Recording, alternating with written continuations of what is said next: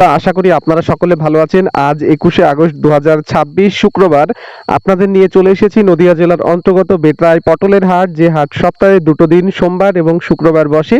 আজকে শুক্রবার ২১শে আগস্ট। তো বেতাই হাটের পটলের আমদানি এবং পটলের পাইকারি বাজার দাম কি রয়েছে এই ভিডিওতে আপনাদের সেটাই জানাবো। তো আপনারা ভিডিওটি স্কিপ না করে প্রথম থেকে শেষ পর্যন্ত দেখবেন, আর আমার ইউটিউব চ্যানেলটি ফলো করে রাখুন এবং তার সাথে সাথেই কিন্তু বেল আইকনটি অন করতে ভুলবেন না, কারণ নিয়মিত পটল, রসুন, পেঁয়াজ, পাট এবং অন্যান্য সবজির পাইকারি দামের আপডেট পেতে।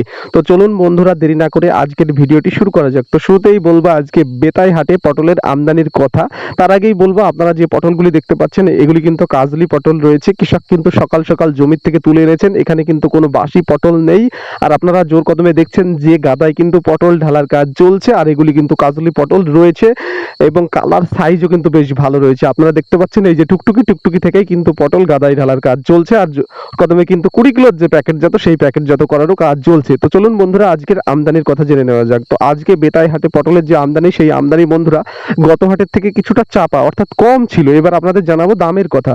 তো বন্ধুরা দেখুন, শুরুতেই যে দামটি ছিল কুইন্টাল প্রতি ২৪০০ টাকা অর্থাৎ কেজি প্রতি ২৪ টাকা। এই দামটি বন্ধুরা যারা চট পেতে খুচরো বিক্রি করে তারাই কিনেছেন। তো মেন বেচা কিনা বন্ধুরা কুইন্টাল প্রতি ২৩০০ টাকা অর্থাৎ কেজি প্রতি ২৩ টাকা, তারপরে কুইন্টাল প্রতি ২২০০ টাকা অর্থাৎ কেজি প্রতি ২২ টাকা, তারপরেও দামটি কমে কুইন্টাল প্রতি ২১০০ টাকা অর্থাৎ কেজি প্রতি ২১ টাকা।